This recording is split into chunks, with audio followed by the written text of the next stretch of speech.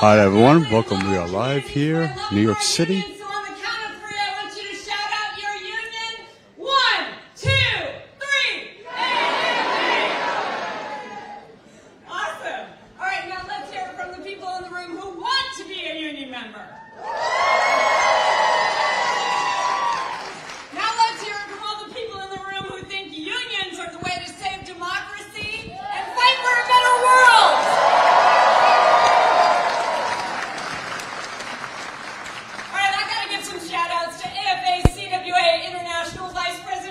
Johnson and International Secretary Treasurer Dante Harris.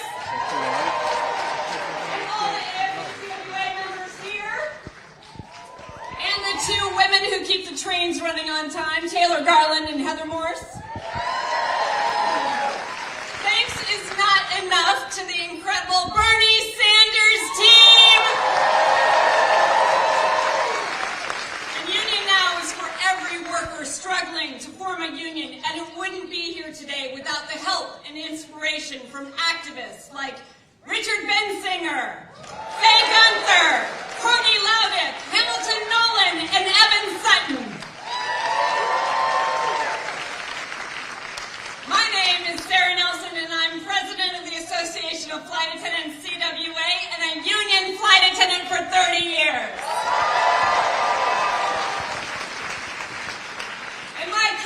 Right over here, Jade Bohr goes by she, her pronouns. Right here in New York, we have 6,000 flight attendants at United Airlines Local 6 and hundreds more at Delta's subsidiary, AFA Endeavor Local 45, and 5,000 of 30,000 flight attendants at Delta Airlines, based here in New York and organizing to form their union and negotiate their first contract.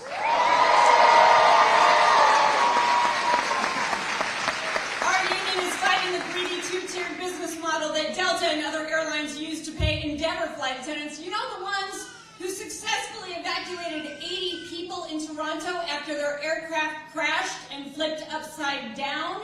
They pay them 45% less for doing the same job.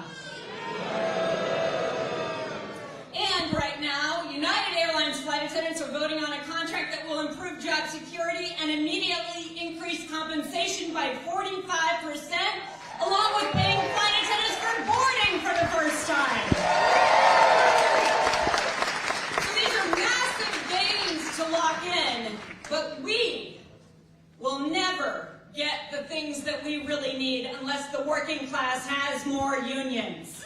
Our fight is the same as the entire working class, and ever since Ronald Reagan fired the air traffic controllers in 1981, unions have been on the decline.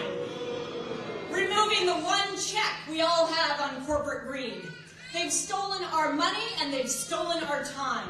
They've pushed us out of our homes into medical debt and attacked the right to an education. We all have a favorite teacher, and yet billionaires vilify teacher unions because they don't want an empowered working class.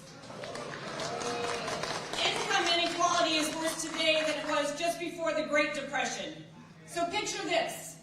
If you stack $100 bills, does anyone in here know what those look like? If you stack them high enough to reach one of our flights at 35,000 feet, that's 7 miles in the air, that would only be enough $100 bills to equal 3% of Elon Musk's wealth.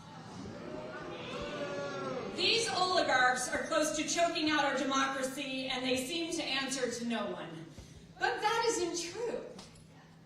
They answer to the workers at Tesla, SpaceX, Amazon, Whole Foods, REI, Wells Fargo, Starbucks, Google, and Delta Airlines when workers form their unions.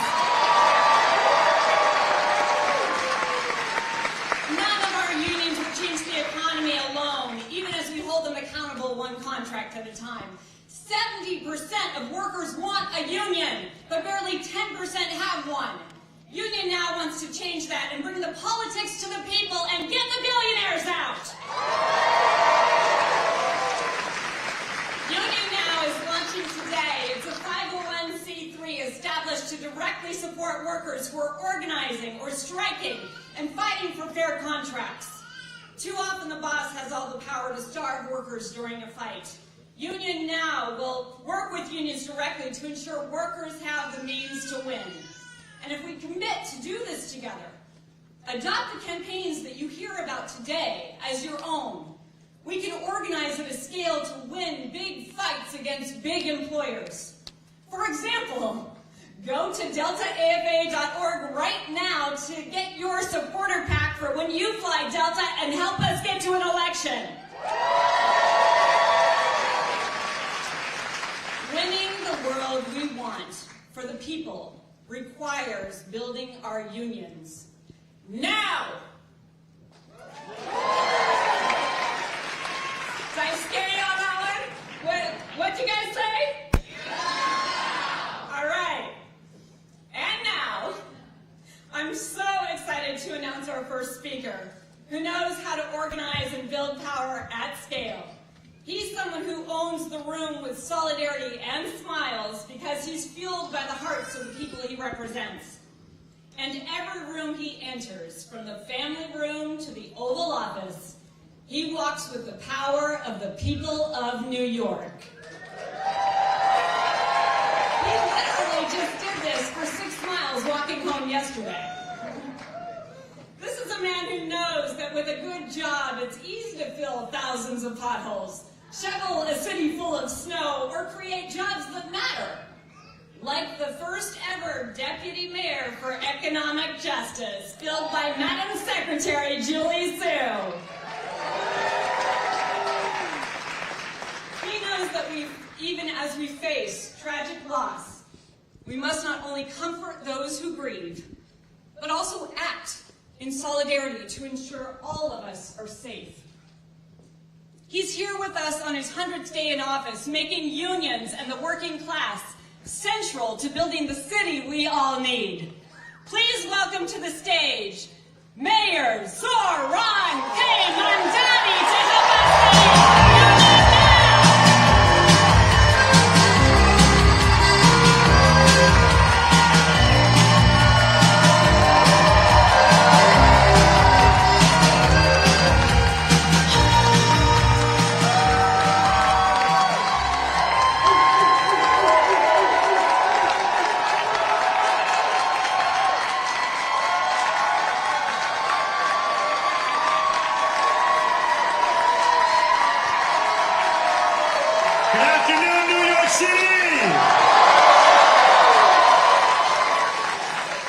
Thank you so much, Sarah, for the warm welcome and the incredible work that you are leading.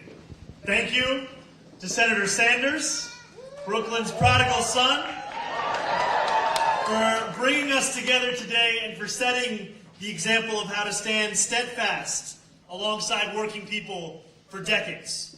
And thank you to each and every one of you, the organizers, the activists, the hardworking men and women of labor, for how hard you work every single day, and for the vision of a better New York City that you have built and sustained day after day, week after week, year after year. The city is many things. It is the global capital of business and technology. It is the home of the best pizza in the world, the best music in the world, the best theater in the world. But above all else, New York City is a union town.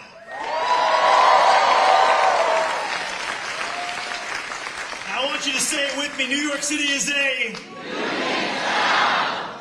There is no New York City without unions. Across the world, when people think of our city, they think of greatness.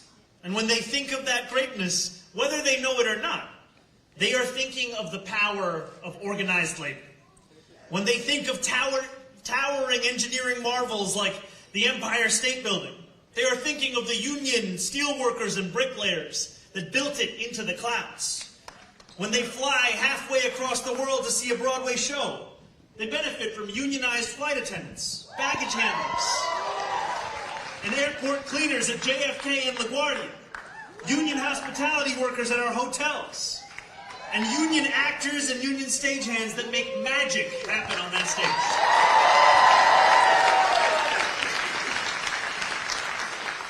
And when they think of a city where greatness is an everyday expectation, they too are thinking of the city workers who power this incredible place that we call home.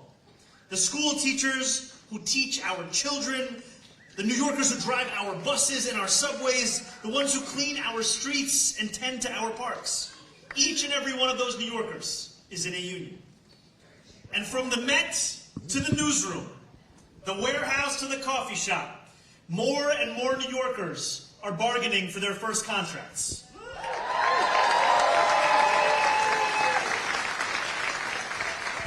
Now, this greatness does not just happen by accident, my friends. It comes when we work hard, when we organize, and when we stand together. And it comes when we build a city that puts working people first. I am proud to stand before you as your mayor of New York City.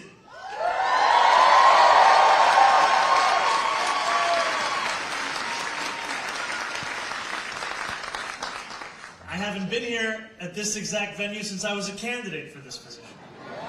It's lovely to be home with each and every one of you who ensured that I could now stand before you as a leader of our city, but most importantly, as a mayor who stands alongside union workers.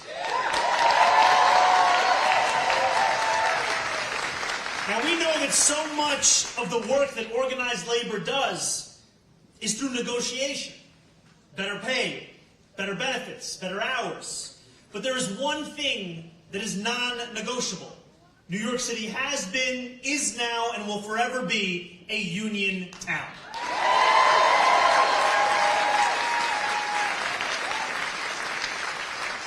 Since I took office 102 days ago, we have taken that solidarity and sought to turn it into a practice. Bernie and I stood on the picket line alongside NYC nurses on strike because those who look after us when we are at our lowest moments deserve more. They deserve to be safe on the job. They deserved pay raises and pensions that were protected. And above all else, they deserve dignity. NYC won that dignity. Not because any politician gave it to them, not because management gave it out of the goodness of their heart, but because they stood together and because they fought for it.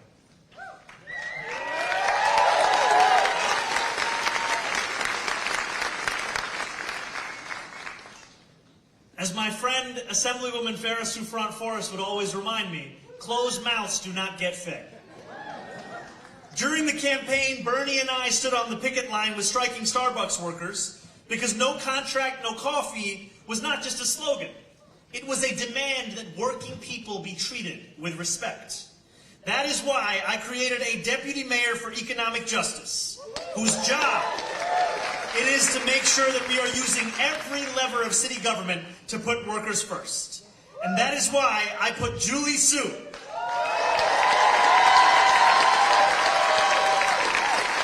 the former Secretary of Labor and a lifelong champion for workers and unions, in that job. Because whether you are organizing a museum or a bar, we have your backs. And it won't just be us. I'm so proud to be here today as we launch Union Now, because when we talk about the importance of taking on the crisis of income inequality, we know that the most effective tool to do so is increasing union density. And I'm so excited at the power and the potential that an organization singularly focused on exactly that will have across this country. Organizing drives and strikes can frankly be lonely work. So Union Now is going to support workers and provide them with more resources. And my administration will stand right alongside them.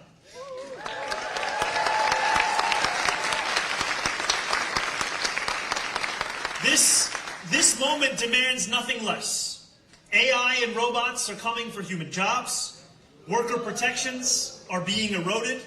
There are companies that think that exploitation is a viable business model. They are wrong. I am looking out on a room full of New Yorkers who are spending their Sunday, their hard-earned time off, standing side by side with strangers they have never met but care about all the same. That is solidarity. That is an unbreakable bond. Because we know that a people united will never be defeated. So I ask you to say it with me one more time. New York City is a? New York City is a? New York City is a? The work has only just begun, my friends. The work is something that we shall all do together. Thank you very much.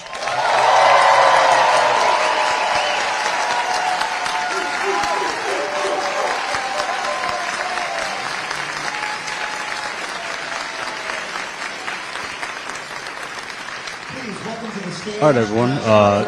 Again, that was Mayor Zohran Mamdani. We are live in New York City. Please smash the like button, share this live stream, and after this, we'll get to some interviews, but there's going to be some speakers. Welcome aboard, everyone. I'd like to serve you as your flight leader for the next few minutes. My name's Brittany Norris, and I am a 10-year Delta Airlines employee. 8 of those as a New York-based flight attendant. I am, in fact, a Delta legacy. As a child of Atlanta, growing up, I dreamed of working for one of the big 3. That's Delta Airlines, Coca-Cola, Home Depot. My dad and many of my parents' friends all worked for them. I thought that those establishments were the foundation of the community that we were building in Atlanta. But I was very wrong. Life experiences taught me that we, the employees, are the living, breathing workforce that builds and maintains true community.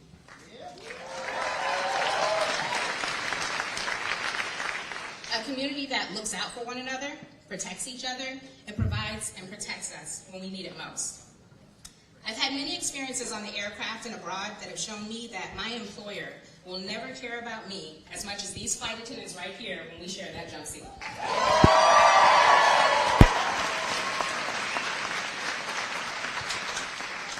They've done things for me such as giving me safety tips in a new city, helping me get emergency medical equipment while I'm assessing an unconscious passenger on the floor, or even finding me a hotel room when our company has lost me in the system, and I'm stranded with no place to sleep.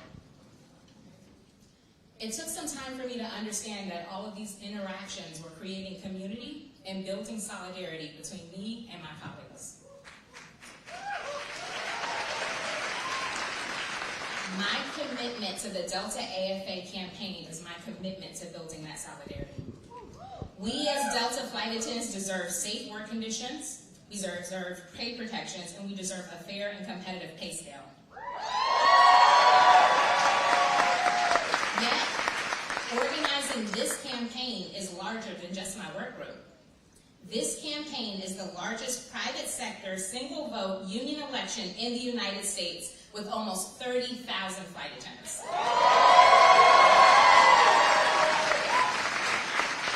This campaign proves that all flight attendants can stand together and fight for what we deserve. This campaign proves we can organize the South.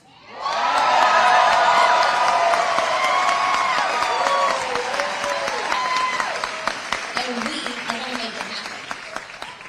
When we win this, I will become a 3rd-generation union member, and I'm so proud to continue that tradition for my family. And I'm also going to get to start that tradition for so many of my colleagues and their families.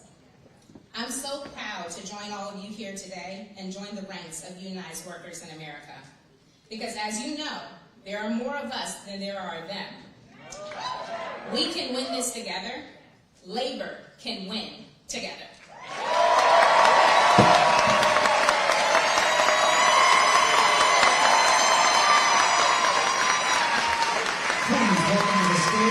Executive Officer of New York's own AFSCME, Local 1549, Elson Primus.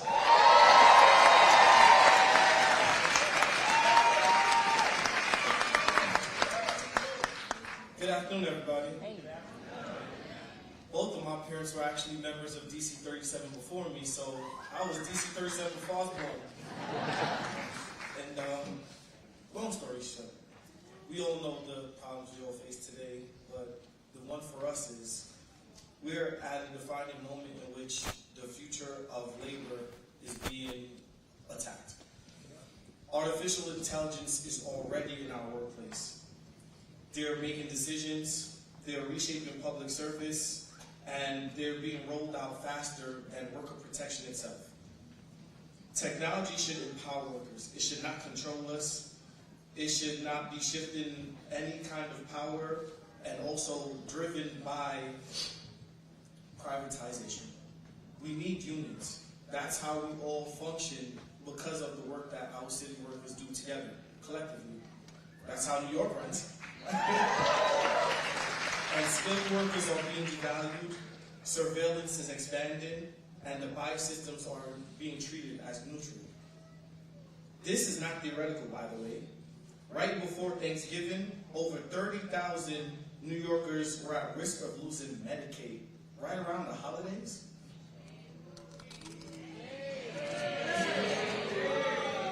And what was the cause of this? Good question. A failed AI system. It was city workers, union workers, my own DC 37 family that worked overtime throughout the holidays when the system failed us to carry that burden, and our jobs are threatened. We are the expendable ones. These errors hurt us all. When people can't get care, people end up on the street. That means more people suffering, more passenger delays, who like train delays, more strain on hospital and EMS workers. In all, we demand AI subject to be a subject of collective bargaining. That's what we all need.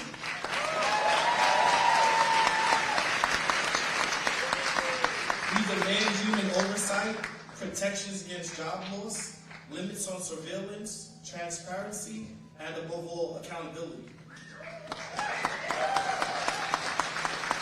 Because this is power, dignity, and public service. Do we allow technology to be used as a tool to weaken labor, cut jobs, and concentrate power? Or do we fight to ensure it is used to strengthen public service, protect workers, and serve the people? We know where we stand. We stand for workers. We stand for unions. We stand with fairness. And we stand for a future where technology works for the people, not against them.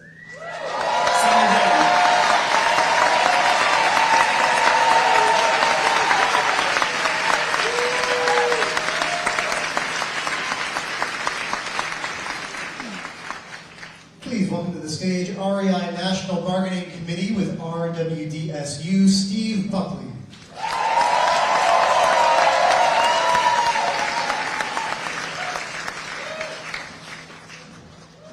Howdy, y'all.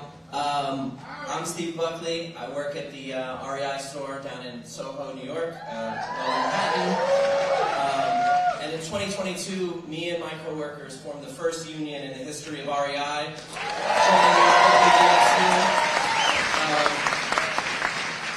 And since then, 10 more stores have organized the union, ranging all across the country.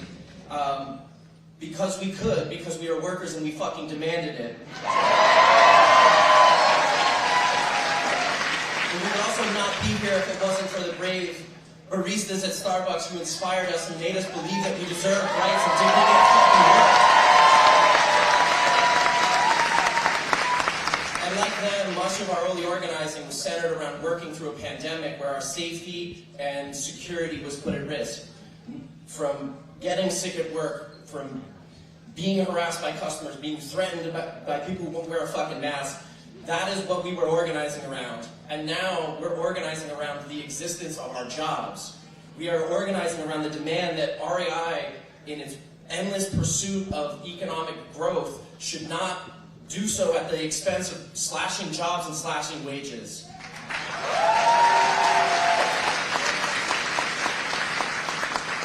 Sorry, my phone keeps going black. But since then, we have experienced a unique type of violence, a constant surveillance and harassment of unionized workers, of union leaders, targeted terminations, mass layoffs with no reason. but we've not stopped organizing. We've not stopped fighting. I am here standing 4 years after we unionized without a first contract. I was part of the worker delegation that announced our union, and I'm still standing here before you today because we deserve dignity and respect at work, and it's not going to come unless we keep fighting for it. And like many of the retail and service workers who've organized over the last few years, we always hear, like, why don't you quit? Why don't you get a new job? Why don't you just move on? This is supposed to be, a short-term thing, or this or that. And to that I say, I am getting a better job. I'm organizing my job to make it less shitty.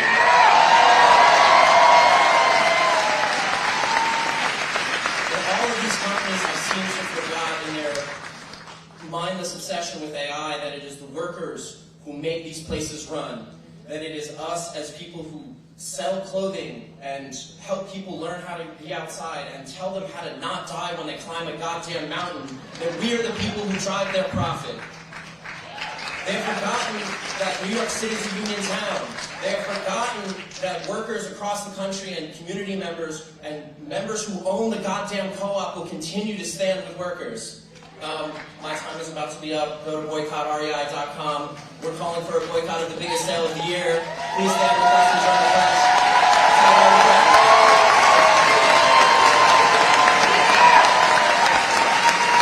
Please put your hands together for AFT President Randy Weingarten.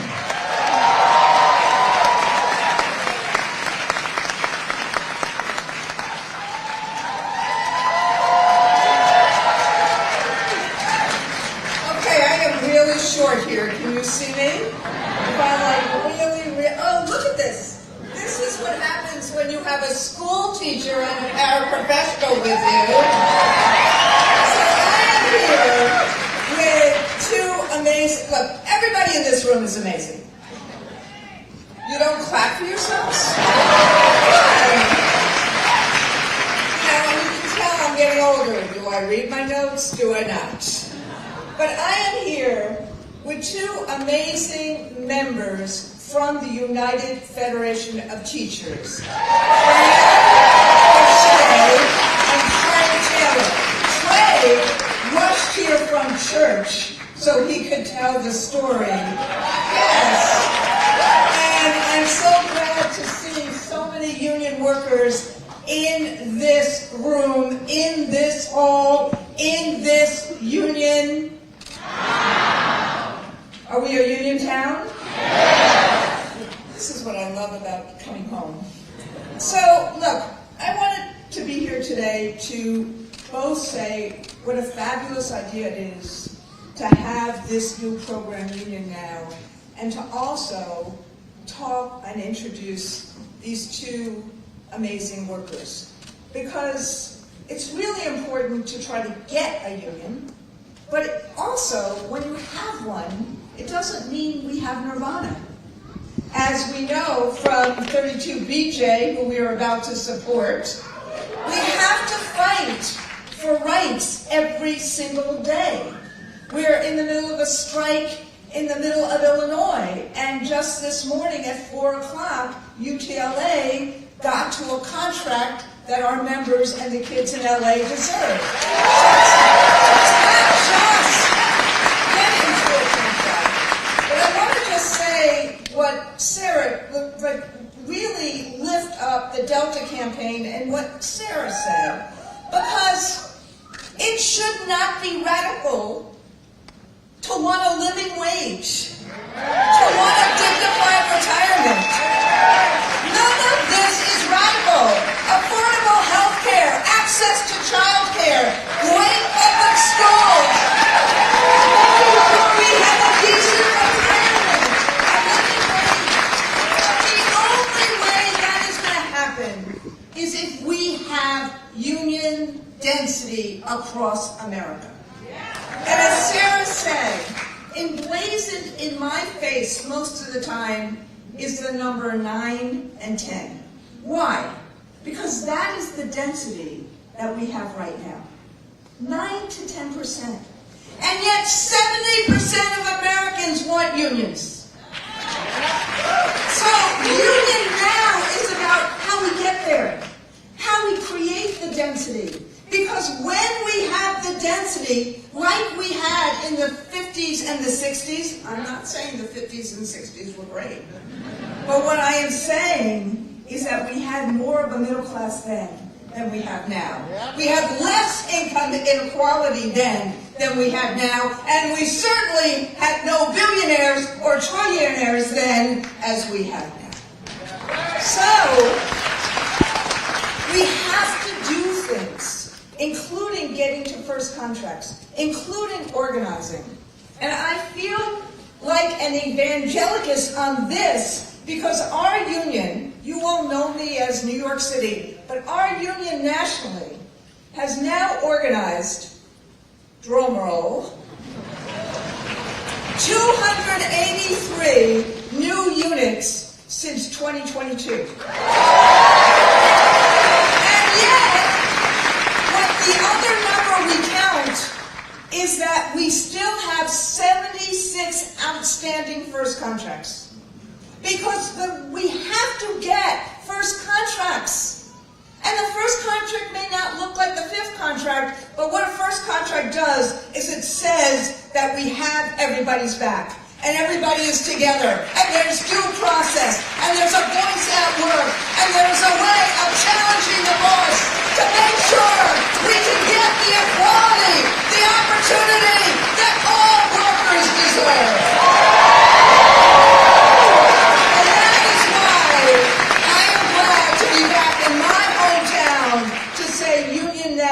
And this new process and this new 501c3 is really important. We, the community of labor, need to make sure that people who want to organize know that we have their back. So do we have their back? Yeah. Do we have their back? Yeah. In this great union town, do we have their back? Yeah. And as that saying goes, the people united will never be both. Will never be neither defeated nor divided. So, with that, as I said, there are still constant fights that we have to wage. And we have two fights going on in New York City and New York State right now, the mighty, mighty UFT, about a living wage and about a decent retirement. And what I want is I want these two amazing workers to talk about those fights so that you know what those fights are about and why we're fighting them. So I'm going to introduce Trey Taylor first because he is a paraprofessional at PS 721 Queens. I'm forgetting my mnemonics in New York. The John F. Kennedy Junior School. He works with special education students. But the problem right now is, and we have this in DC 37, we have this in other places too, the problem right now is you cannot make a living and live on $30,000 a year in New York City. And so what we have in New York is we are trying to get something called the respect check. A living wage. Do it outside of collective bargaining, just like Union Now is a new initiative outside in that way. And Trey is one of those leaders in trying to fight for that, one of those powers who want to make sure he stays in this job. The kids love him, but he needs to make sure he can fund and care for his own family. And then after Trey, I'm going to introduce Fran Gachette is coming up to this microphone too. And she is in her 13th year of teaching. She is a special ed teacher at Walter Reed School in Queens. Now, we got to do a whole lot of things about two-tiered wage scales and two-tiered retirement scales and all of that. But in the city of New York, in the state of New York, the place that has more density and more union than anywhere else in the country, we should not have a two-tiered pension system for younger teachers. Andrew Cuomo, you remember him, gave us that, and we need to change that. And so they are fighting, and they're fighting with DC 37 and so many folks we are fighting to fix Tier 6 so that we can have a decent pension system. So, with that, my dear friend.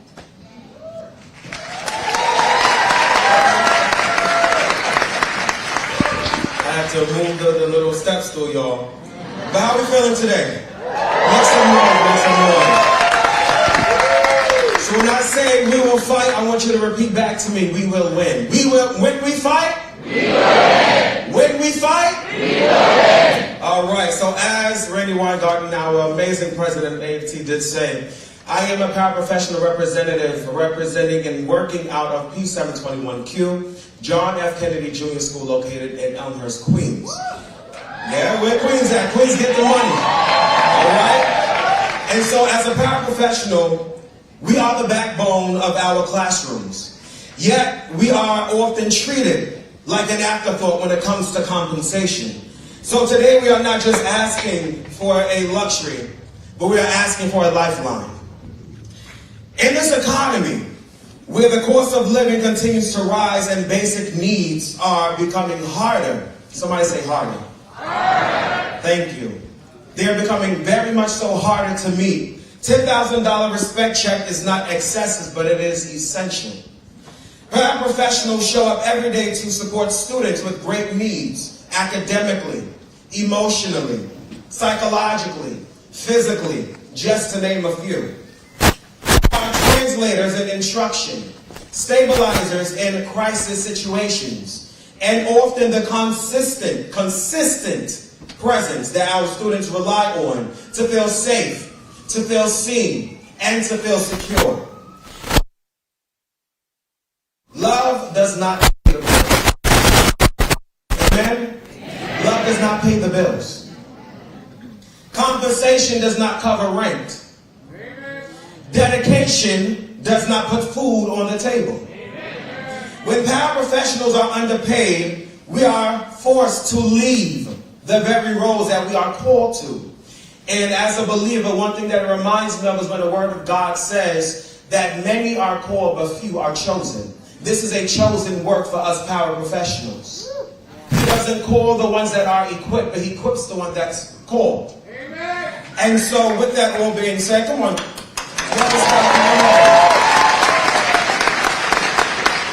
But when we the paraprofessionals are underpaid, we are forced to leave these very roles. And our city students, of course, this great city, these classrooms right now, without the support of the paraprofessional, students desperately need, it gets them to a place of deficiency.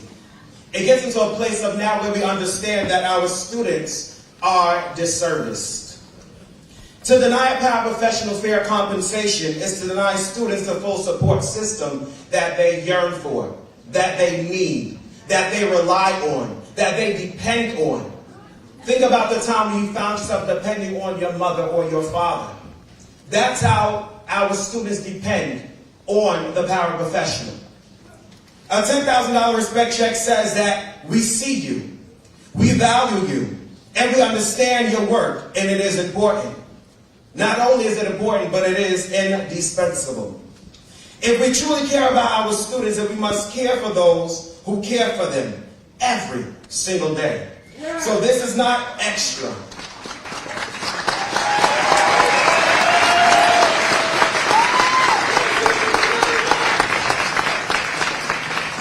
So when we think about the $10,000 respect check, it is not extra, but it is about survival. It is not about a want, but it is about a need. And this respect check just may seem to words to some, but what we need or what we yearn for is for respect in action. And when we make this personal, think about the times where I can give my own testimony, where I found myself, some of you may have heard me before, but I found myself sleeping in my car. Right? Let's put ourselves in that predicament. Being homeless, facing homelessness, having to sleep in your car, having to pray that you will have something in your bank account just to make ends meet, just to put gas inside the very car that you slept in. That is where the paraprofessional is. So it is absolutely essential. It is not a luxury. but it is a lifeline for the paraprofessional who decides that they have to make ends meet, but yet their heart and their compassion for what they do for the students each and every day who cannot advocate for themselves is put on that same lifeline. You are putting your essentials, your necessities, all of your life on the back burner to make sure that your student who cannot speak, who cannot write, who cannot read, who cannot do all the things that we take for granted each and every day, we put ourselves on the back burner and put them as our first priority. Thank you. So when I say in this beginning,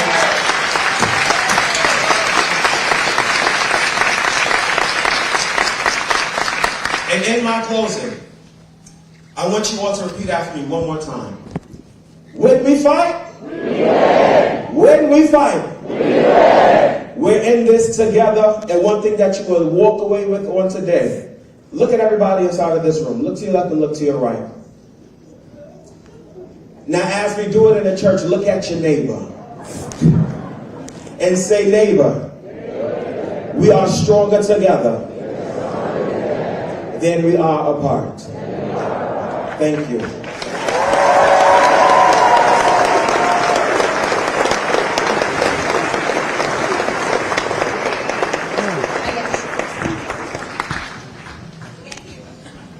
I am short. Proud of it. So, good afternoon. My name is Francisca Gachet, Fran. I'm a special ed teacher at PS9, the Walter Reed School in Queens. Also a District 7 high school. This is my 13th year, as Randy stated. I currently teach science and activities of daily living skills to students in grades K through 5 with severe special needs. So these are students with autism, with who are emotionally disturbed, with multiple disabilities. These are students on feeding tubes. These are students who this is their last chance. These are students who cannot be in your everyday community schools. I am there every single morning, Monday through Friday, from 8 to 2:20, sometimes later, taking care of them.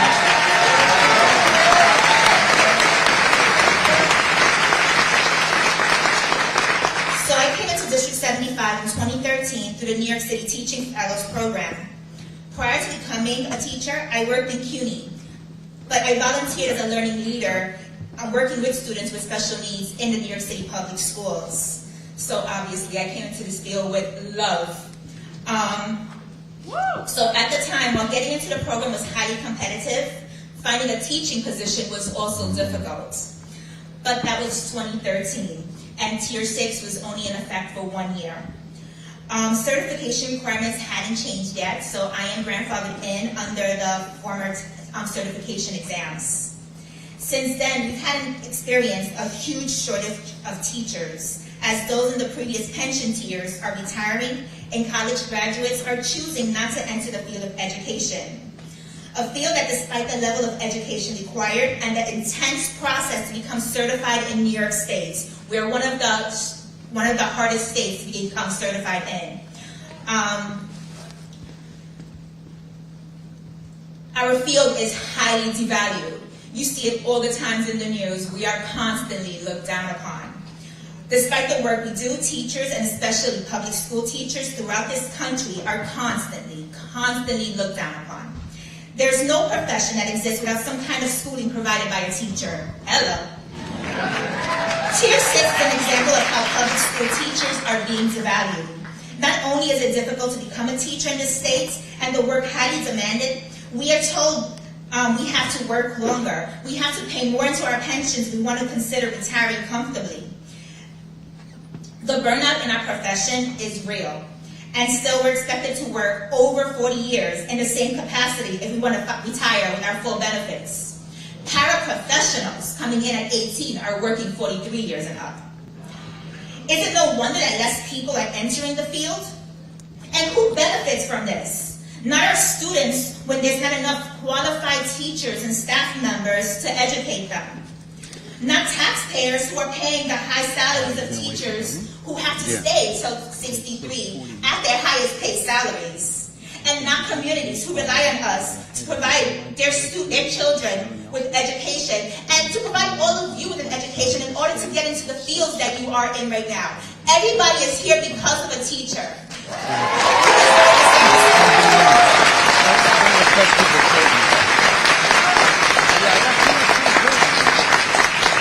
When we fight, we win.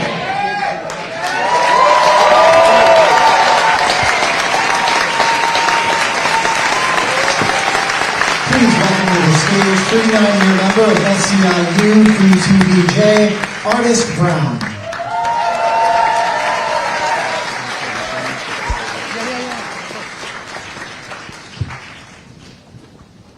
First things first, when I say 32, you say BJ. 32! BJ! 32! BJ! 32! BJ! We don't play. Hi family, my name is Artist Brown. I'm a proud member of SEIU Local 32BJ, and I'm here today with my president, Danny Pastridge. And I'm a member of the largest realty union in the country. And what we do right now is we have 185,000 members up and down the East Coast, but I work here in New York City in the residential division. I've been a concierge in a luxury condo on the Upper West Side for 39 years.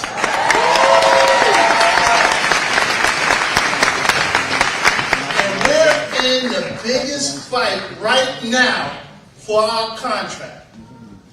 I also sit on the bargaining committee, and I'm sitting across the table with billionaire building owners fighting for a new contract, and they want us to give back our health care premium. They want to mess with our wages. We're not having none of that, right? We're not having that. Come on. You are not putting your hands in our pockets. And as I sit across the table from them, and like I said, I'm a concierge in a luxury condominium right here on Central Park West, and I see the sales going up. I see apartments starting at $1 million, and some of the apartments, I've been there so long, I saw some of those apartments being sold 4 and 5 times, right? And they, right now, on April 15th, this coming Wednesday, we're going to have a rally and a strike vote, and we're going to shut down Park Avenue. That's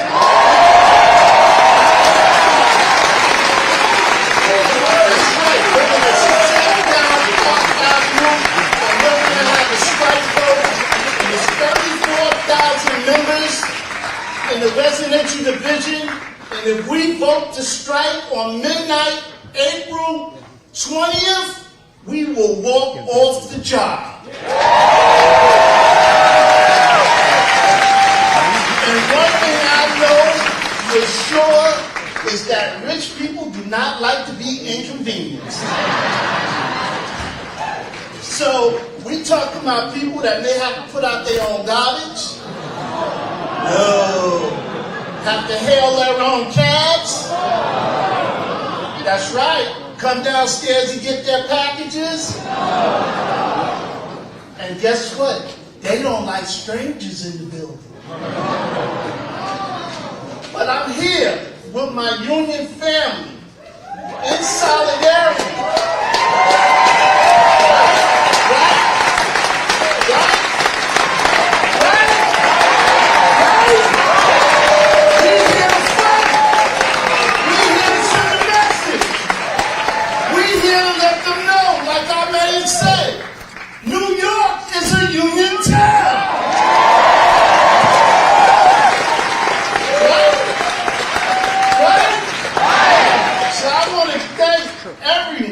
For being here. I want to thank unions for giving me the opportunity to speak on behalf of my union, 32BJ. Again, when I say 32, you say BJ.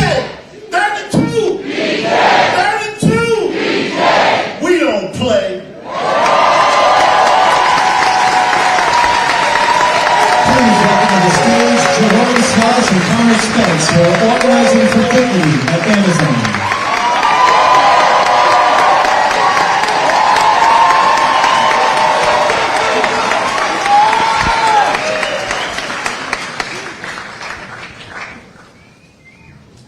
Hello, my name is Zohran Sloss.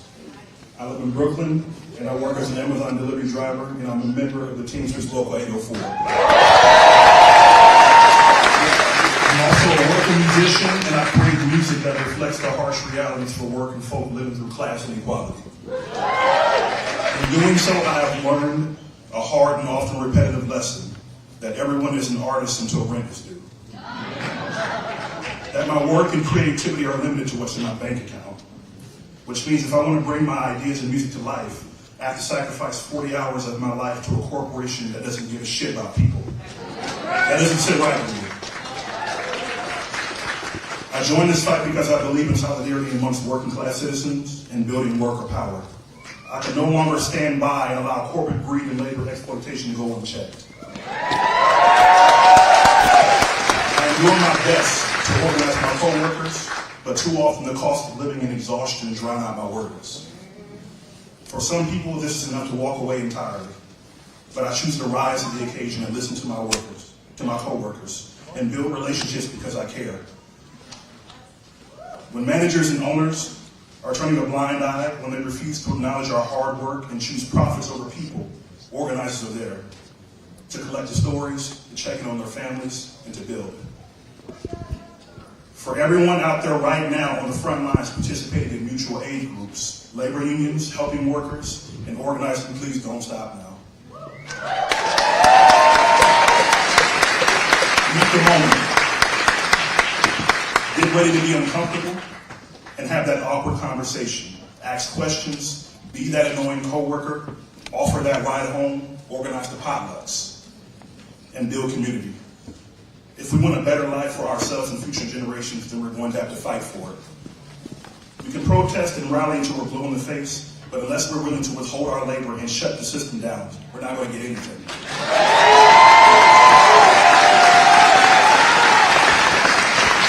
The organizing that we're launching today is to provide direct funds to workers to help make sure that they can stay involved in organizing work or strikes. Teamsters have a saying, when workers fight, we win.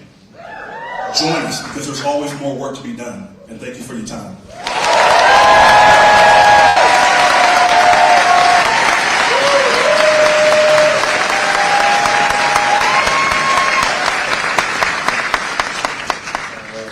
Brothers and sisters, it's good to be here. My name is Connor Spence. I'm the president of Amazon Labor Union Teamsters Local 1.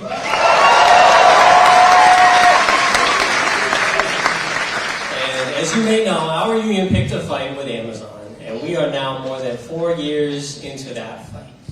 4 years of union busting, 4 years of illegal stalling, 4 years of a sophisticated war on workers waged by consultants and lawyers and corporate executives whose sole focus is to extinguish our collective dream that a better world is possible. But despite all that, we are still standing.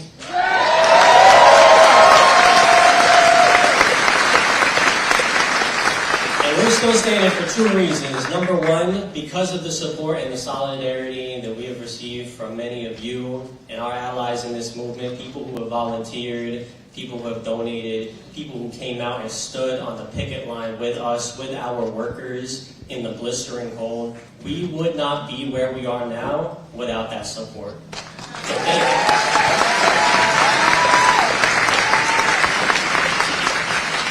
But secondly, and very importantly, it's the courage of our worker leaders that is keeping this fight alive. Every union, every day in this movement, there are workers who are putting it all on the line at great cost to themselves in defiance of an employer whose main weapon is futility and isolation and despair. We have some of our members here today. They're behind me. There's some of them in the audience. They're wearing yellow vests. I want you all to know who it is that you are standing with. These are the people that are keeping the flame alive. They are doing the slow, painful work of building a collective movement. Leaders like, I'm just going to give you one example, our sister Nobilette. She is... Oh, she's right there. Nobilette is a full-time Amazon worker. Nobilette commutes 2.5 hours to work each day, each way. She is a single mother. She's in school earning her degree, and she shows up every single day as a committed leader in this country.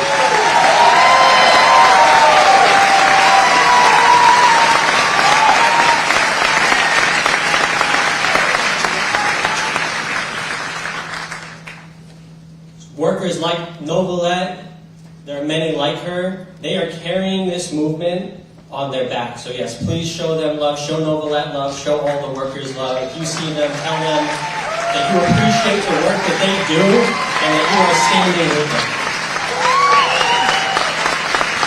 It's because of workers and because of our allies that the fire is still alive and that we've held the line long enough to win some honestly incredible victories. Just last week, we forced Amazon to affirm that Amazon workers have a right to go on strike, and we want even greater protections against retaliation so they can't punish workers who do that.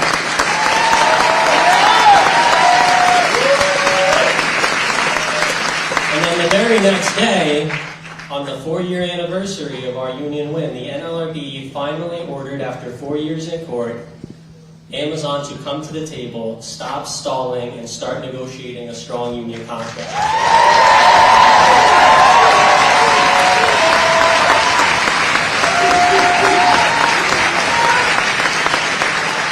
We did that as a movement.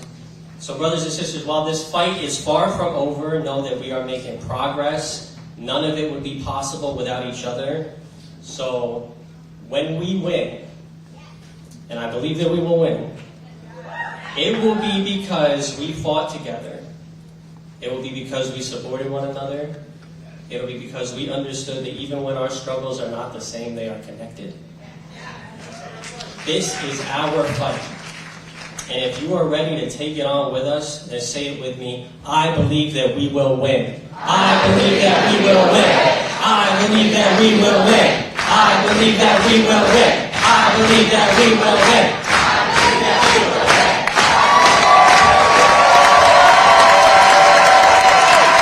Please welcome to the stage, proud member of the World of Warcraft Game Makers Guild, CWA, Brett Wilcox.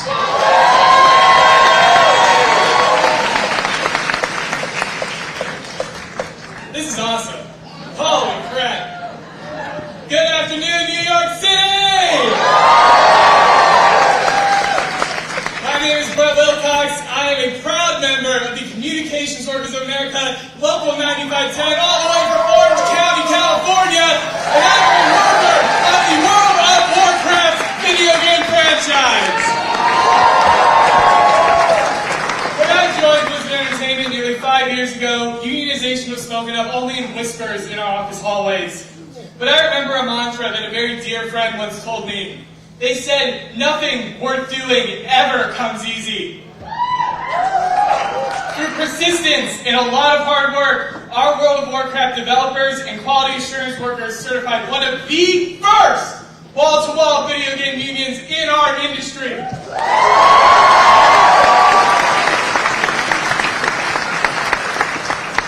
Now, a full-fledged movement is taking the games and tech industries by storm. Over 4,000 Microsoft workers are now union represented. Alphabet Workers Union, CWA, became the first union open to all employees and contractors across Alphabet's wide-reaching tech.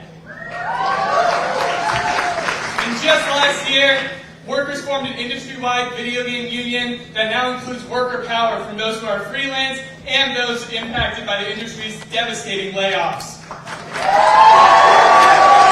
Because when we fight, we win! When we fight, Blizzard and other Microsoft studios are now in the toughest fight of our campaign. We still need to tackle sweeping changes in the workplace, including wage increases, robust protections against layoffs, and being able to have a collective say on how generative AI can and cannot be used in our work. Nothing worth doing is ever easy. Myself and James right here on our bargaining committee have been working tirelessly on the table with Microsoft, working on another tough fight in our campaign, bargaining over a landmark first contract that all workers need and deserve. We are continuing to demand that Microsoft bargains with us in good faith and without delays. But the fight does not stop there. There are so many studios and companies in the video game and tech industries that don't have agreements in place for organizing to take place, or for their leadership to remain neutral. But I look forward to the day where all my comrades in the tech space are able to build their union power together.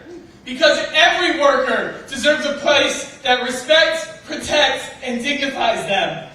Every worker deserves a wage that gets them beyond paycheck-to-paycheck living. Every worker deserves a bright future together.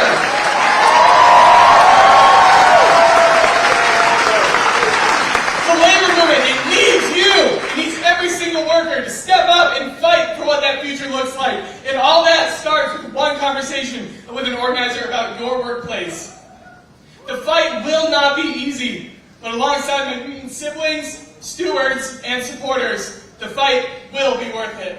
Thank you. Please welcome to the stage, Starbucks Workers United member from Lower Manhattan, Mina Leon.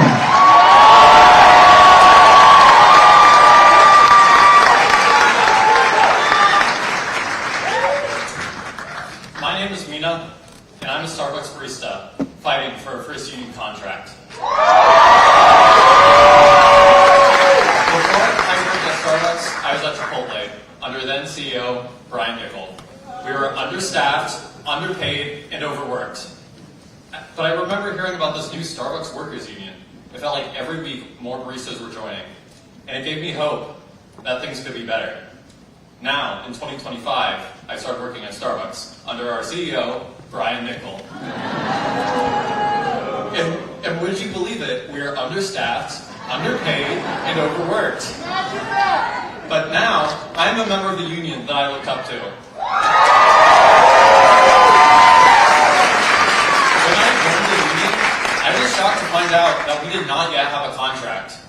One of the first actions I took as a rank and file member was voting yes and authorizing a strike to bring the company back to the table. My store went out on strike for over 2 months, and on the day we walked out, Mayor Mamdani's transition team was on the picket line with us. It was a moment that showed me that we were not alone in this fight. This week, we brought the company back to the table after nearly a year.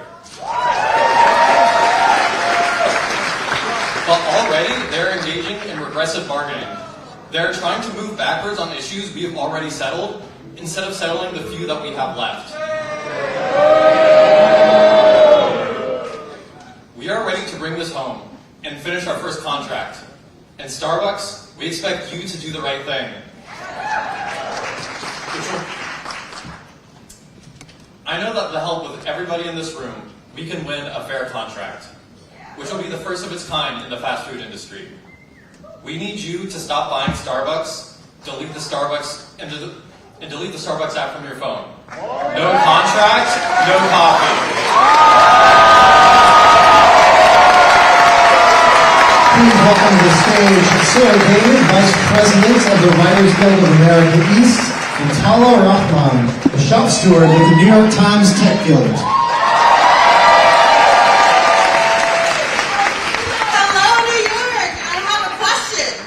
When workers' rights are under attack, what do we do? When workers' rights are under attack, what do we do? Thank you. My name is Sarah. I'm so honored to be here as a Filipino immigrant from Queens, New York. Queens, as a former journalist at Vice, and as a member of the Writers Guild of America East. And I'm especially honored because Actually, Bernie Sanders was the first ever person I ever canvassed for right here in my home city 10 years ago. His campaign inspired me to unionize my newsroom, and in the decades since, we've seen workers transform digital media from a non-unionized industry to an organized one. We've seen workers force union-busting giants like Hearst to the bargaining table and to their knees. And our fight continues today as media faces two major threats. Billionaires buying news organizations, and AI taking editorial control.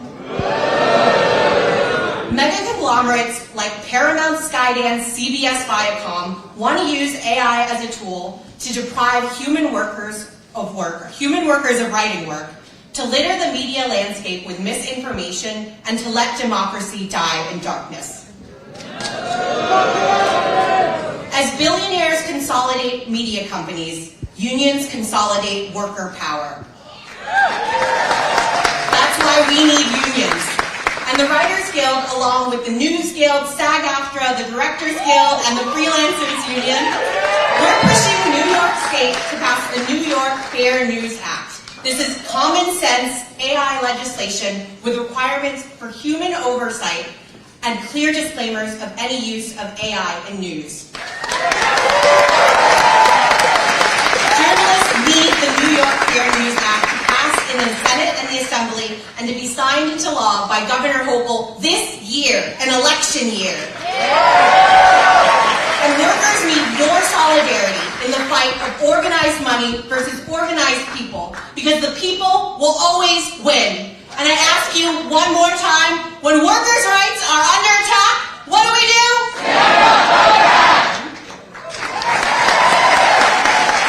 Good afternoon, everyone. My name is Tala, and I'm part of the Times Tech Guild at the News Guild Local 31003. 10 years ago, Bernie came to my hometown of the Boogie Down Bronx to campaign when no major politician would. Back when we were still being sold the idea of big tech for the public good. That we have control over our time through innovation and the gig economy. Today, we see the ugly truth. Our lives are made unaffordable because the products of our work have been captured by tech oligarchs. We have families working multiple gig jobs to make food on the table, while Elon Musk is set to become the first trillionaire. Now we see what these same tech bosses want with AI to mean with our labor. Through increased workloads, heightened surveillance, and mass layoffs. But despite relentless union busting, we've seen workers in media and tech unite, fight, and win.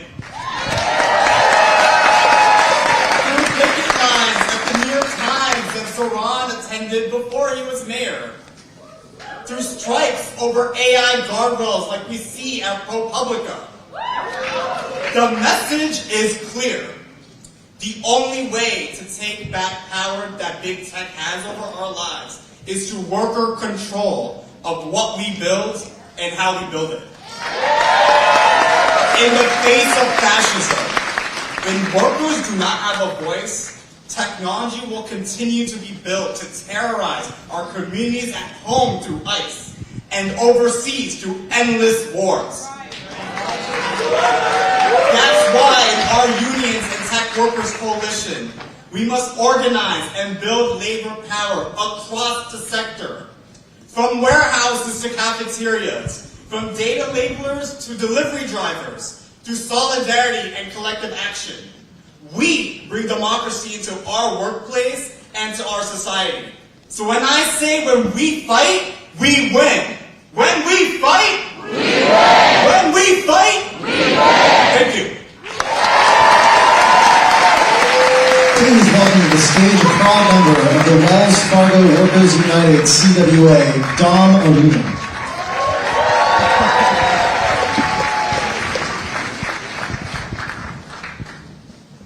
Good afternoon, union siblings.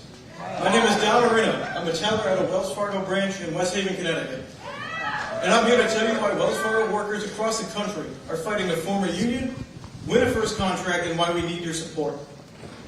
Most of you know about the bank's past scandals. Customers were pushed into buying financial products they didn't want because CEOs put bankers and tellers under intense pressure to meet unrealistic sales goals. Wells Fargo got caught and got penalized, but now federal regulators have let the bank off the hook. The CEO got a $30 million bonus and a $10 million raise. Ooh. While many of my coworkers need a second job just to make ends meet. And that's crazy because Wells Fargo has over $2 trillion in assets.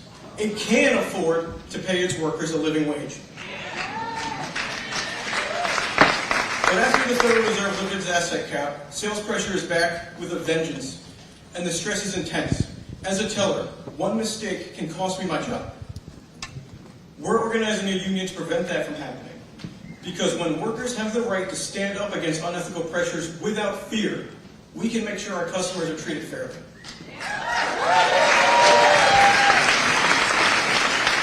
Now, Wells Fargo has the union busting tactics down to a science, but we've achieved the impossible. So far, we've won 29 union elections. But with 4,000 branches, we still have a lot more organizing to do. And Wells Fargo is dragging its feet in contract negotiations, hoping that we'll give up. But we won't. Because when Wells Fargo workers win, working people everywhere win. With your support, we can get Wells Fargo to agree to a fair union contract that will help us to finally make the bank a better place for ourselves, our families, our communities, and our customers. Thank you. Please welcome to the stage co-organizer of the Transit Museum Collective of AFSCME District Council 37, Patricia Janik. Good afternoon. My name is Patricia. I'm an organizer with the New York Transit Museum Collective and a new member of District Council 37. Last summer, my colleagues and I started talking about issues we were having at work, feeling undervalued and underpaid while management often made decisions that affected us without our input. We care deeply about the work that we do, connecting visitors to the history and impact of public transit, an industry that itself has a rich labor history and is maintained today by tens of thousands of unionized employees in New York City. Like the transit employees who knew they were stronger together, we demanded the dignity and respect we deserve by organizing a union. As both part-time and full-time workers across departments, we broke down silos and built a strong community of workers who are invested in each other's well-being. As my co-organizer, Ava Dennis, says, organizing is about becoming friends with your coworkers and building trust. Without community, what is even the point?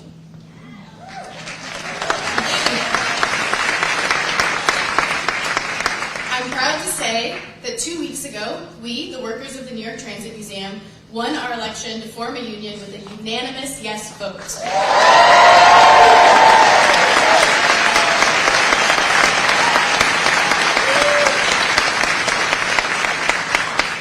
We joined thousands of unionized cultural workers across New York City who are represented by DC 37. Our victory is part of a growing movement to organize workers in the cultural sector. Here in New York and across the country, tens of thousands of cultural workers have unionized through AFSCME Cultural Workers United. When management initially denied our request for voluntary recognition, we demanded that our voices be heard. We filed for an election with the NLRB, launched our public campaign on social media and a petition with signatures from 1,000 members of our community, and spent our weekends passing out flyers to visitors outside the museum.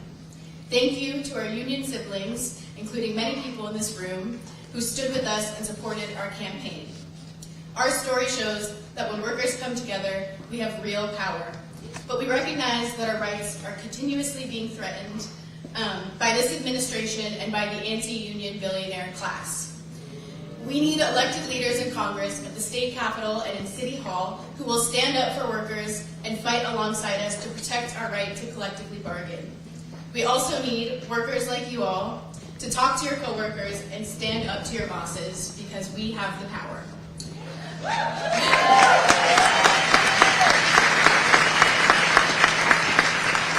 We've won our union, but this is just the beginning, and now we head to the bargaining table with your support and solidarity. So thank you. Please welcome to the stage the bargaining committee member of Contract Faculty United UAW at New York University, Elizabeth Fay. Hi, everybody. At NYU, where I teach, half the full-time faculty have tenure. The other half are professors like me. We do the same work, but we do more of it for lower wages and with weaker job security. My siblings in the UAW and the auto industry might call us Tier 2 professors. The tiers below us, part-time faculty and graduate teaching assistants, unionized decades ago. But full-time faculty at private universities in the US have weak to non-existent collective bargaining rights. We started organizing our union in 2017, and it took us 7 long years to get our bosses to agree to a voluntary recognition election outside the NLRB, which we won in a landslide in 2024.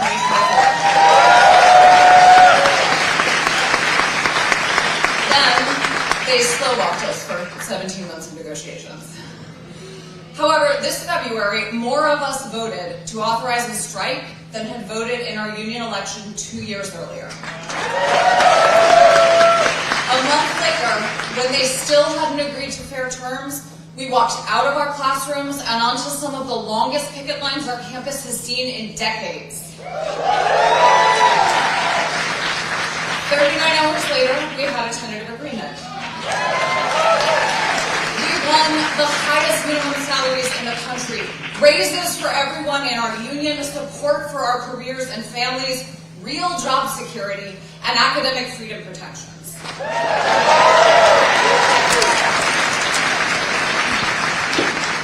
We didn't wait for a friendlier board or fairer laws. We fought and we set new standards for full-time faculty at private universities nationwide. We were ready to fight because we'd been organizing for 9 years. We had talked to each other, but we had also talked to our students about how little of the $100,000 in yearly tuition they pay goes to our salaries,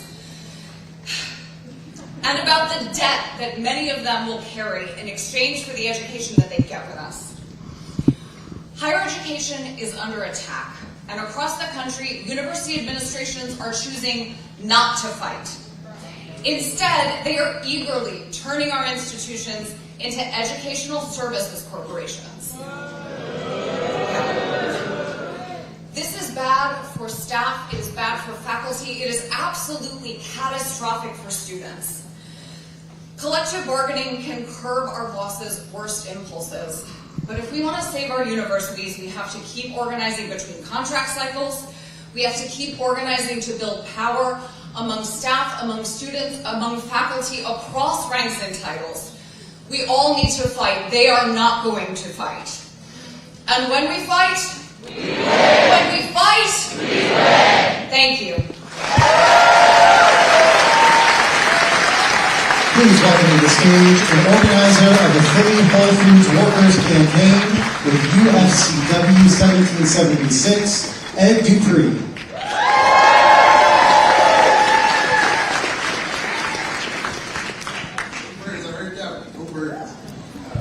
What's good, y'all? My name is Ed Dupree. I'm a Whole Foods worker. I've been with the company for 10 years. And, I began working there in 2016. Whole Foods, back then there were profit-sharing incentives, reasonable health care for all workers, and we actually felt passionate about the work that we did. But a lot of that changed when Amazon bought Whole Foods. Corporate micromanaging, a shrinking workforce, and higher workloads became the norm. The pandemic only put those changes into overdrive. In that time, I built deep and strong connections with my coworkers, gaining wonderful friendships, and meeting people that I would later consider my comrades. These connections helped us understand the need for a union at our school. After years of organizing underground, we won our election in January of 2025.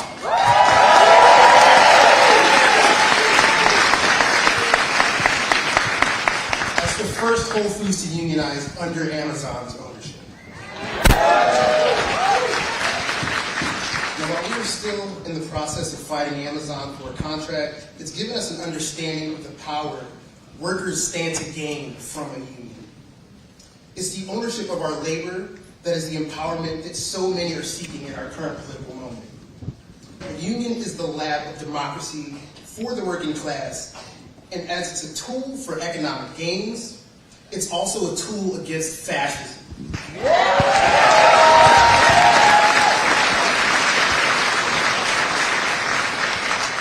This is where working class people learn and can fight against the oligarchic ruling class. Workers must get organized, not only for our wallets, but to shift the direction of our collective futures. EWOC is the organization that we turn to that supports workers and teaches them exactly how to organize. We learn the basics from them, and they have volunteers all in New York and throughout the country ready to help you do the same in your workplace. So now is the time to get educated, but most importantly, it's the time to get organized. Thank you.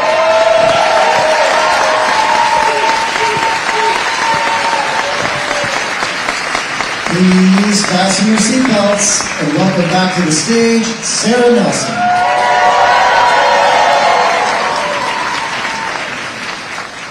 Union what?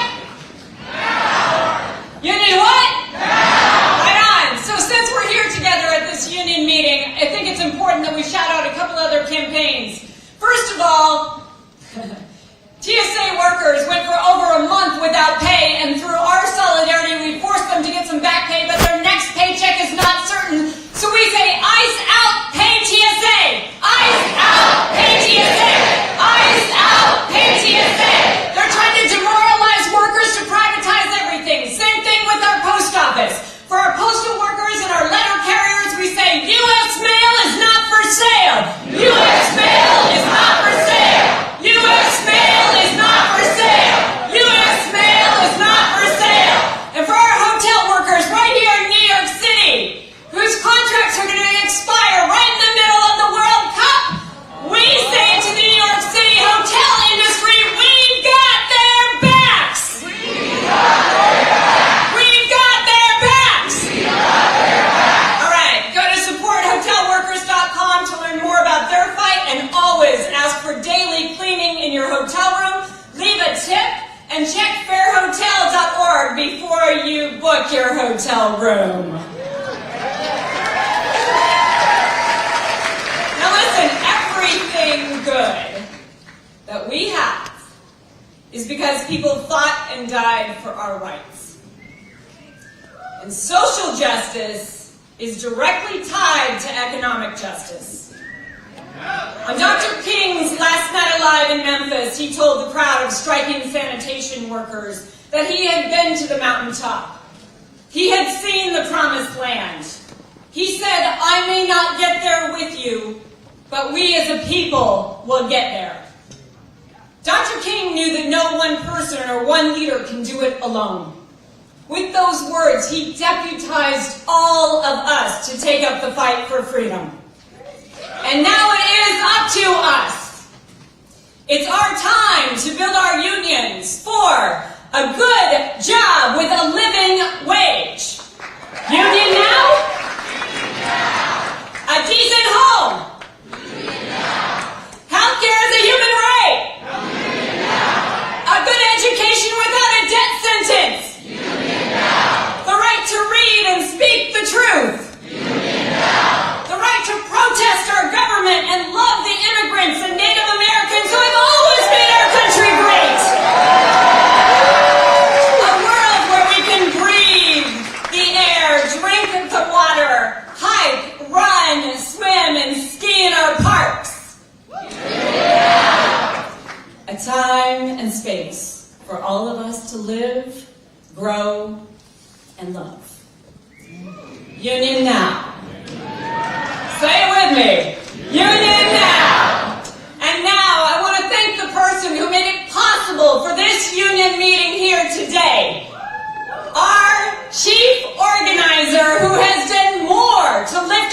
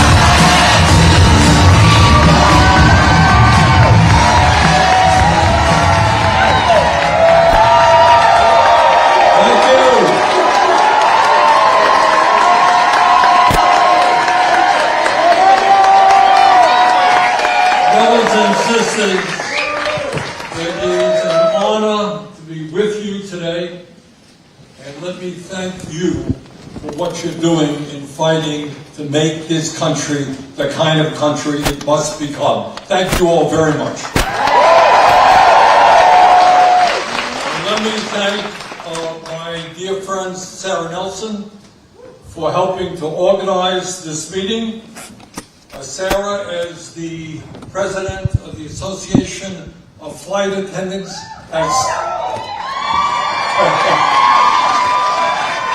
Has stood up to corporate greed every day and understands the meaning of solidarity. Sarah, thanks for all that you're doing. And then we thank our great new mayor here in New York City, Zohran Mamdani.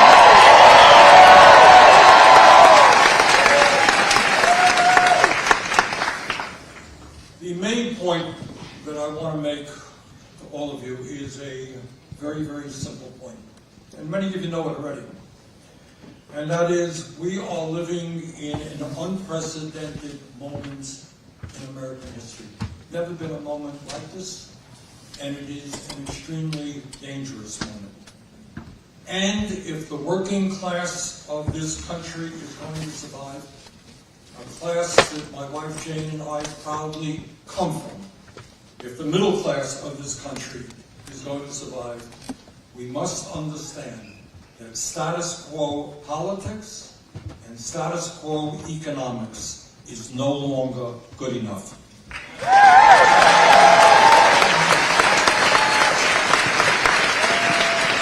Brothers and sisters, we need a new boldness in our thinking, and a new boldness in our ideology, and a new aggressiveness in our actions.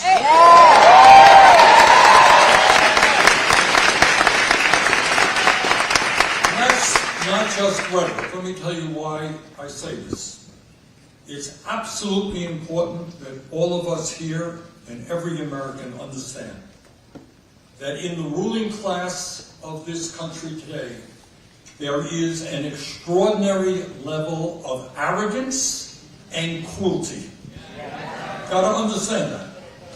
In many ways, these guys believe, like the monarchs, and I'm not exaggerating, like the monarchs of the 19th century, they believe that they have the divine right to rule. I think you don't agree with that.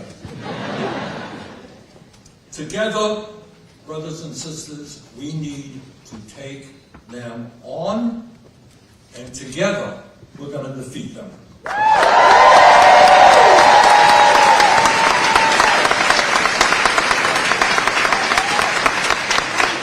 Let me tell you why we have to take them on and why we have to defeat them. It's not just for us, it's for our kids, our grandchildren, and the future generations that come. Never before in American history have so few people had so much wealth and power. Never before. The truth is that the 1%, the people on top, people who are running this country, have never, ever had it so good.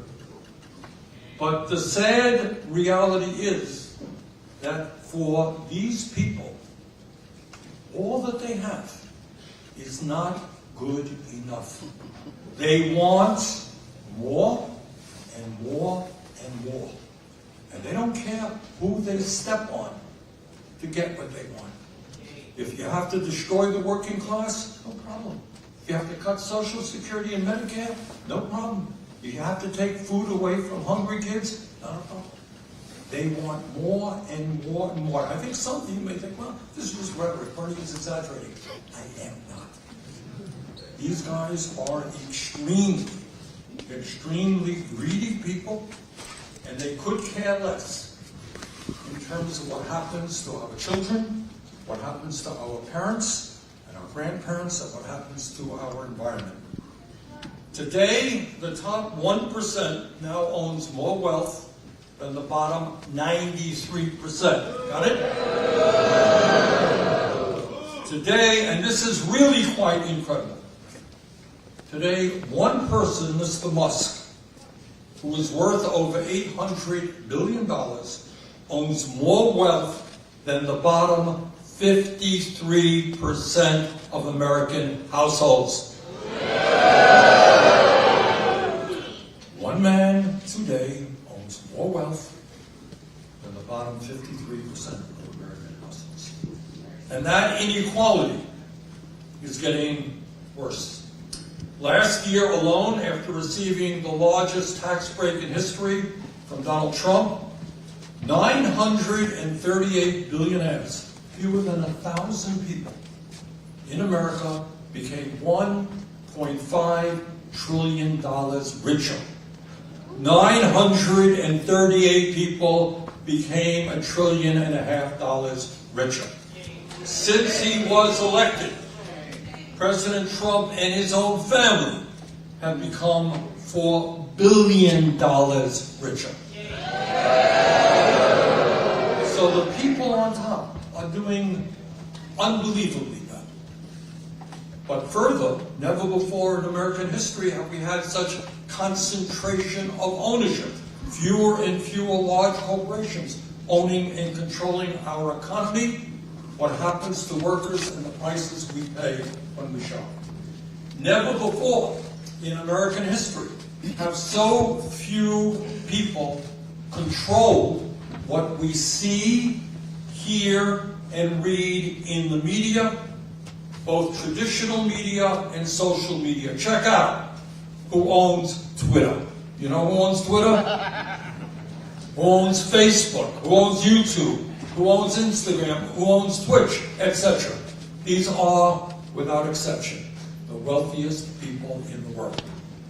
Not only media do they own, maybe more consequentially, never before in American history have we seen a ruling class within a corrupt campaign finance system exercise the kind of political power they have.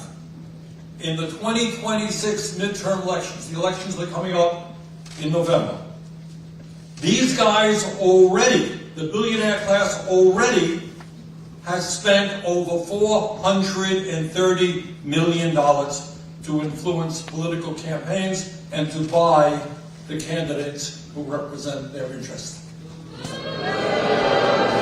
That's over $400 million already, no doubt. That number will be in the billions by the time election day comes. So that is the reality.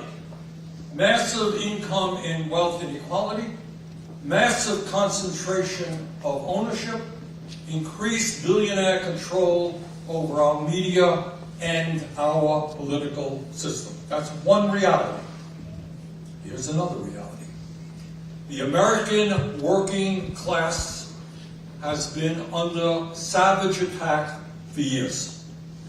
As all of you know, over the last many decades, there has been an explosion in technology. Every worker here is producing a lot more than a worker did 50 years ago. Now, one might think if you were producing more than somebody was producing 50 years ago, you would be making a hell of a lot more money, right? Wrong. Because today, the average American worker, if you can believe it, is making less than he or she did 53 years ago after adjusting for inflation.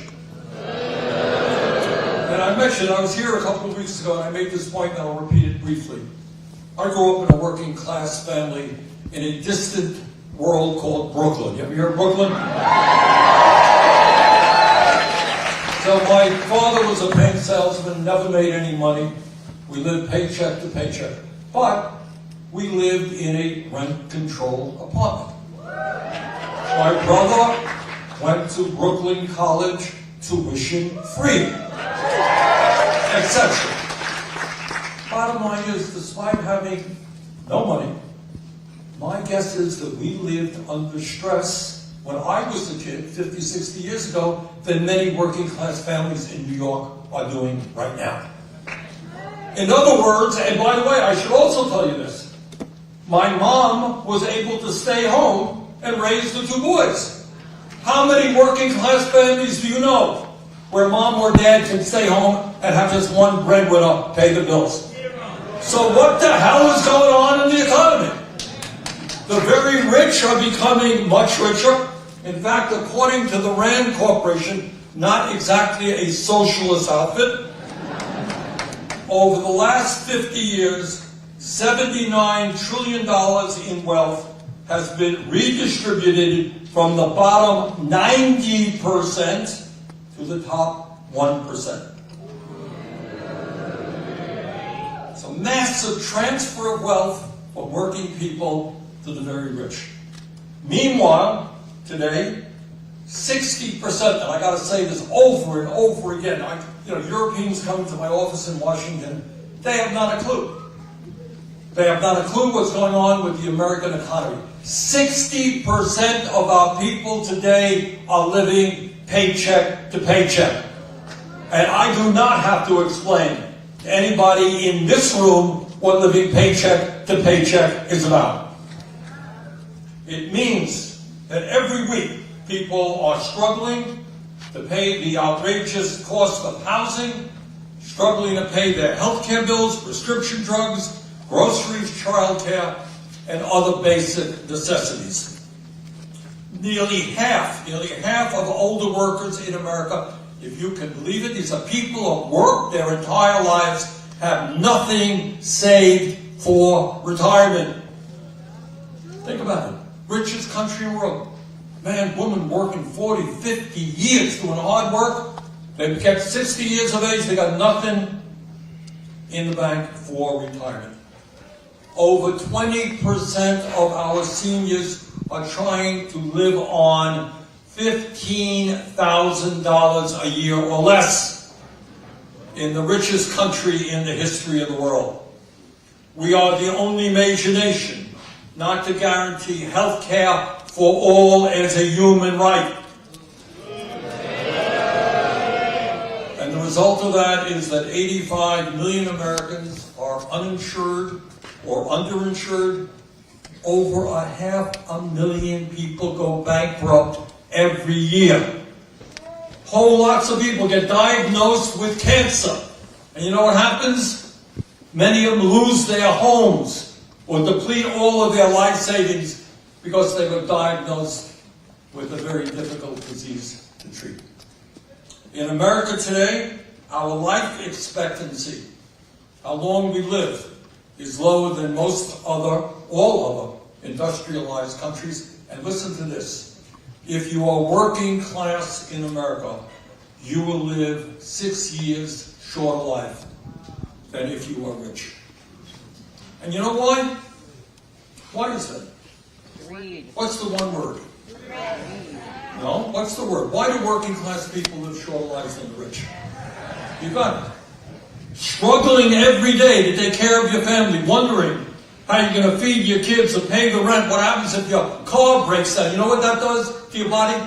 We had a hearing on this in Washington. Doctors describe it as the physiology of poverty. Wrecks your body, wrecks your mind. That's what's going on in America today. And let me tell you this, that unless we fundamentally transform our economic and political systems, the worst is yet to come. The oligarchs, people like Musk, Bezos, Zuckerberg, Ellison, Thiel, and others, are pushing artificial intelligence, AI, and robotics extremely aggressively. They are putting combined many hundreds of billions of dollars into research, development, and implementation. What is their goal? Why are they spending hundreds and hundreds of billions of dollars on AI and robotics? To get more money. I'm sorry to say you're right. All right? What's the goal? And it's not complicated. Their goal is to eliminate workers. You buy a robot, no one knows exactly what it will cost, maybe $20,000, $30,000 to buy a robot. That robot does not get a salary, does not get a vacation, does not get health care, does not get benefits. and that robot works 24 hours a day. And you get all of that for maybe 30,000 bucks. That is why they are pushing robotics and AI. It will significantly increase corporate profits. Elon Musk, who is, among other things, a notorious union buster, is converting Tesla, as you may know, into a company that manufactures robots, and he wants to produce 1 million robots a year. And Musk has said, and I quote, Elon Musk, quote, AI and robots will replace all jobs, working will be optional, end quote. That's Musk, not just Musk. Not content with trying to replace the 600,000 workers in his Amazon warehouses, I know we've heard from some of them this afternoon. He wants to replace those men and women with robots. Jeff Bezos, the fourth richest man alive, is seeking to raise $100 billion. And you know what he wants to do with that money? He wants to automate factories in America and around the world. That means, basically, if Bezos gets his way, there will likely be very few, if any, manufacturing or warehouse jobs left in the country. Let me give you another example. Last month I was out in San Francisco, and I drove in a Waymo. Anybody ever drive in a Waymo or something like that? Okay, it's a driverless car, drives very nicely. They're all over San Francisco and many other cities around the country. And driverless companies, car companies, are expanding very, very rapidly. In Texas right now, there are driverless 18-wheeler trucks on the highway. So what do you think is going to happen to cab drivers, and Uber drivers, and truck drivers, and bus drivers, and all of those many, many millions of workers who are now involved in transportation? If Bezos and his friends get their way, they will be out on the street. That's what will happen to them. Unless we stop it, it could happen fairly soon. But it is not just blue-collar jobs that are at risk of being destroyed by AI and robotics. Jim Farley, who is the CEO of Ford, has predicted that AI will eliminate, quote, literally half of all white-collar jobs in the U.S. within the next decade, end of quote. Dario Amodei, the CEO of Anthropic, predicted that, quote, AI could displace half of all entry-level white-collar jobs in the next 1 to 5 years, end of quote. That is what the oligarchs are pushing. So what do we do about it? And this is maybe the most important point that I want to make. We must stop believing that we are powerless. We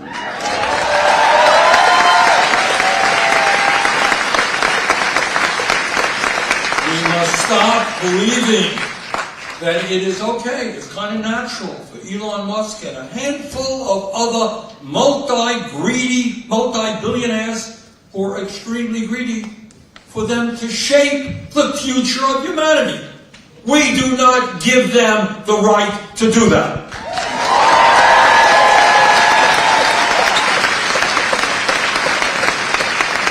One of the goals of the oligarchs and the media that they own is to make ordinary people feel that there is nothing that they can do to shape the future.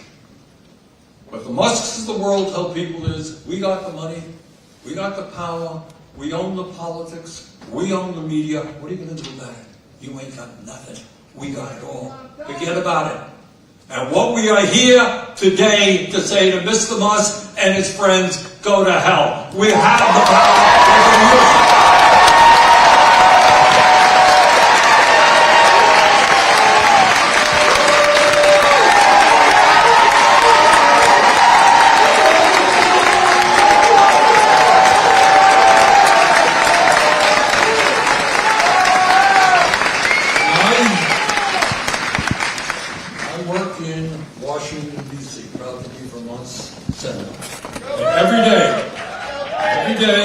bump into the extraordinary wealth and power of today's ruling class. It impacts us in everything that we do. And I see it, by the way, in both political parties. But I am also aware of what we can accomplish when we come together as we are today. I want to tell you a little story, if I might. Do you know why the oligarchs have opposed Zohran Mamdani so strongly? You know why they oppose him? Yeah, they don't want to pay more in taxes. Not really a big deal for them. What's a few $1 million here or there? Yeah, they think that free childcare and free buses and publicly funded grocery stores are going to lead to communist totalitarianism, etc., etc.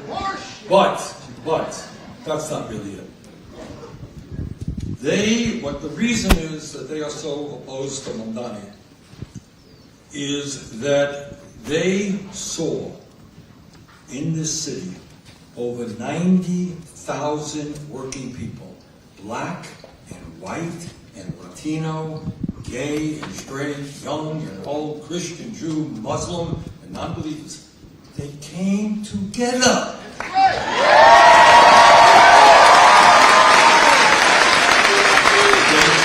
Together to knock on doors and to elect a mayor and a government that represents working people, not the oligarchs.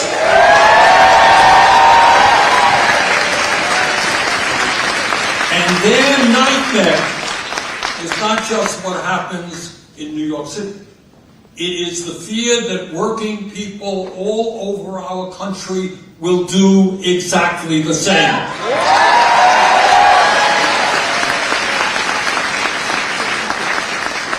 That instead of hating each other because of the language we speak or where we were born, we're going to stand together and fight for a government that represents all of us, not just the billionaires.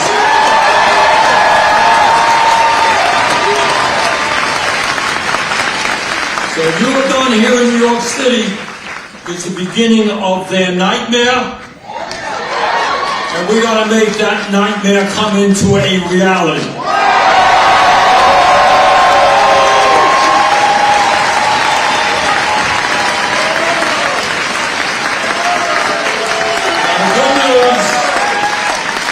The good news is that in the midst of all of the economic uncertainties that we are experiencing right now, the trade union movement, according to all of the polls, is now more popular than it has been for a very, very long time. And you guys know the reason why. When people join a union, they get better wages, better benefits, better working conditions. And that is why, and what this meeting is about, and what Sarah and all of you are trying to do, is we've got to get out and organize, bring people into the movement in a way that we've never ever done.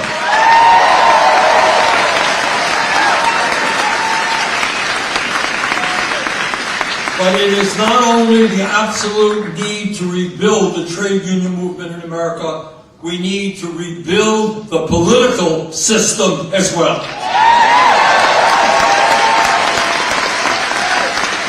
We need to restore our democracy and get big money and their super PACs out of the political process. That means overturning that disastrous Citizens United Supreme Court decision. And if the Democratic Party wants our support, it must become a party of the working class, not a corporate America.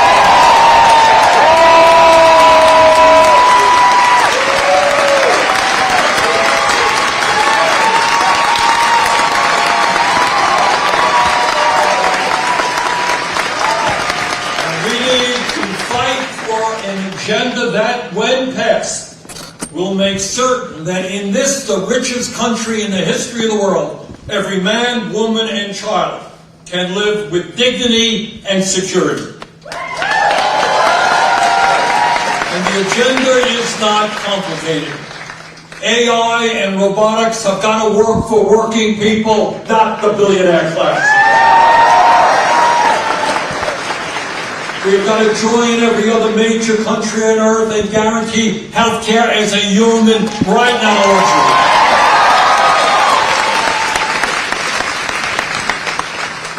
In the richest country on earth, we should not have the highest rate of childhood poverty of almost any major country.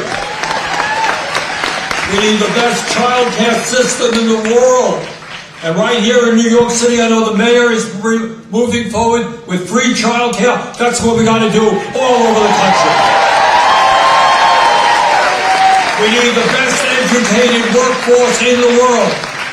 Higher education should be tuition free at public colleges and universities. We need to raise the minimum wage to a living wage.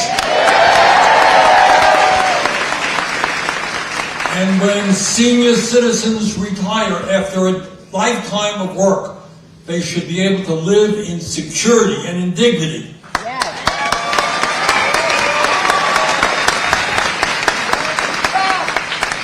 I'll never forget, we did a hearing in the committee last year, I think it was a year and a half ago, and we had a worker from the UAW come. And she said, you know, my dad, she works in an auto factory, I think in the Midwest. He said, when my dad retired, my grandfather retired actually, he had a very good pension. Do you all know what a defined benefit pension plan is? Younger people may not know this, they really may not. But not so many decades ago, for many large companies, when you retired, you had a defined pension. You knew exactly what you were getting. Stock market went up, it went down, didn't matter. You knew what you got, and they were strong benefits. Every worker in America deserves a decent pension retirement plan.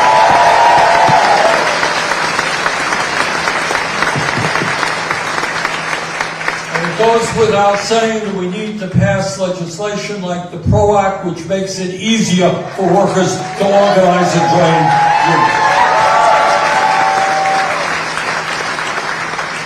The brothers and sisters, let me conclude the way I began. This is literally an unprecedented and dangerous moment in American history. If Trump and his fellow oligarchs get their way, we will be living in a society where fewer and fewer people have more and more wealth and more power, where democracy will be undermined, where workers will be thrown out on the street with no recourse. That is not the America we want for ourselves or for our kids. So the good news is, if we stand together and we not let Trump and his friends divide us up, when we stand together and fight for a government that works for all of us, there is nothing that we cannot accomplish. Let's do it. Thank you.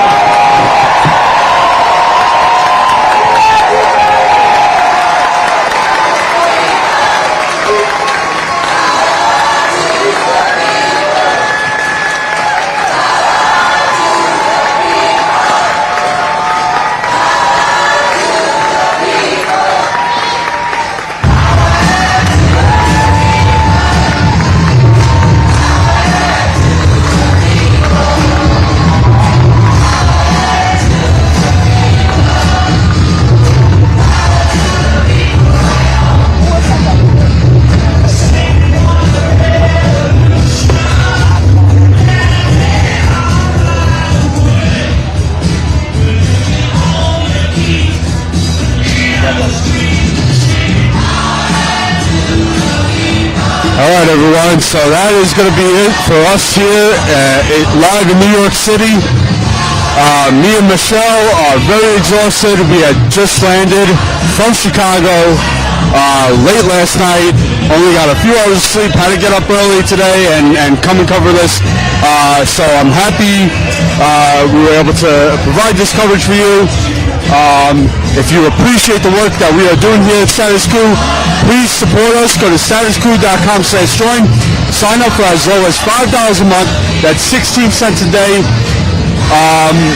really helps keep us on the ground, covering these important stories that you are not going to see anywhere else. So please become a member if you can. Subscribe to our channel, and thank you to our partners at Midas Touch.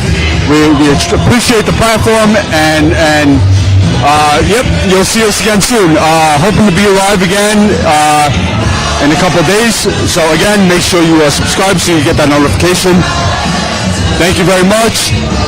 Have a great day, and see you again soon. Take care. Bye.